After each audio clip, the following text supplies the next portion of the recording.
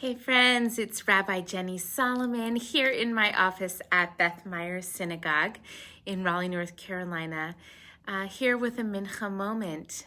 This week is Parshat Chukat, and we find ourselves continuing on this journey through the book of Bamidbar, the book of Numbers, getting ever closer to the last book of the Torah, Deuteronomy, Devarim.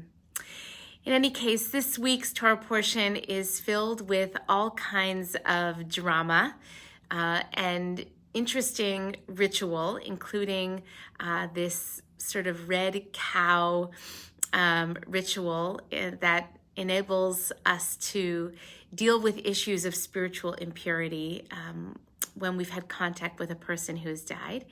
But what I want to share about in this moment is that we also learn in this week's Torah portion that Miriam and Aaron, who led us through the wilderness into freedom, along with their brother Moses, they die in this week's Torah portion. Miriam and Aaron die, and Moses is told that he will not be given the gift and the privilege of actually taking the people all the way into the promised land. He will be able to look and see into the land, but he won't be able to go there himself. And so it's just this really profound moment of loss of these two tremendous leaders who led our people. And for Moshe, a loss that though he led us so capably through our darkest days and from slavery into freedom, even he, for all of his amazing leadership gifts, for all the ways in which he carried the burdens of our people and helped us reach a moment in which we could enter the promised land, he too, his life will be cut short, and he will not be allowed to enter into the land himself. And I don't know about you, but in my world, in my family, in my circle, in my sphere, there's a lot of people suffering. There are people dying. There are people who are receiving diagnoses that are frightening and that may shorten their lives in some way. And so it's just a really stark reminder that I'm kind of sitting in just acknowledging this this truth, which is that in some ways none of us get to enter the promised land. All of us, by virtue of our humanness, have numbered days. We don't know that number, but all of us have a relatively short time here on this earth. And it's really painful and sad, profoundly sad, when we experience ourselves or we see those we love whose lives feel cut short in such profoundly unfair and cruel ways. So what do we do? What do we do with this acknowledgement and this awareness that we are mortal? That in all likelihood we will not be able to,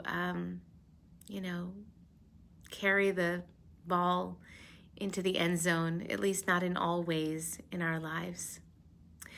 Well, one piece of Jewish wisdom that always guides me is that beautiful teaching from Pirkei Avot, Lo alecha hamalacha ligmor, velo ata ben chorin lehibatel mimena.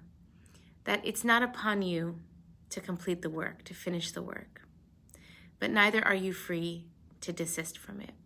In other words, it's not your job to finish the task.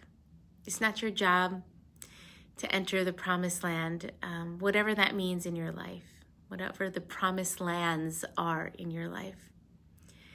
But neither are you free to check out, to stop moving the ball forward, to stop working towards your greatest aspirations and your most noble intentions for your life and for the world around you, the world around us. And so when I stop and pause on this afternoon to reconnect to my own soul, I'm thinking about how fragile life is and how short it is, how uncertain it is that I will be able to achieve my goals and see my children reach all of their beautiful milestones, please God, though I desperately want to be there for all of that. And what do? I keep practicing.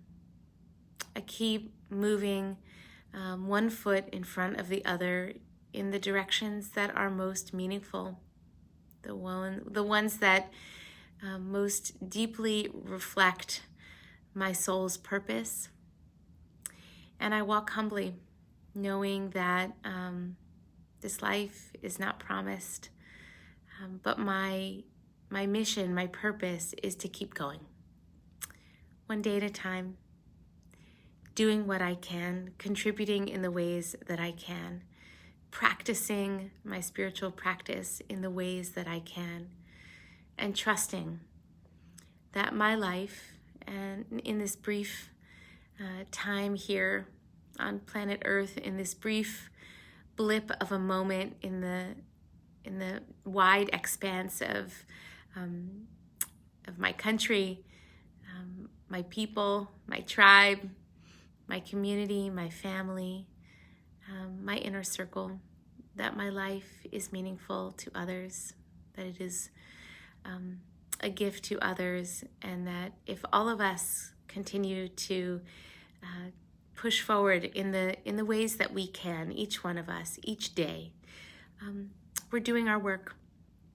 There's a beautiful teaching that though Miriam died in the wilderness, a well continued to follow the Israelites as they journeyed on.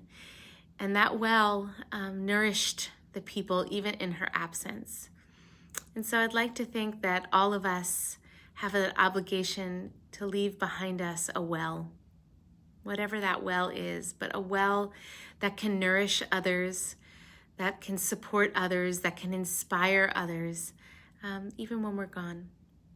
All right, wishing everyone continued perseverance in the face of our own limits, in the face of an awareness of this brief time that we have here in life. Peace. Shalom.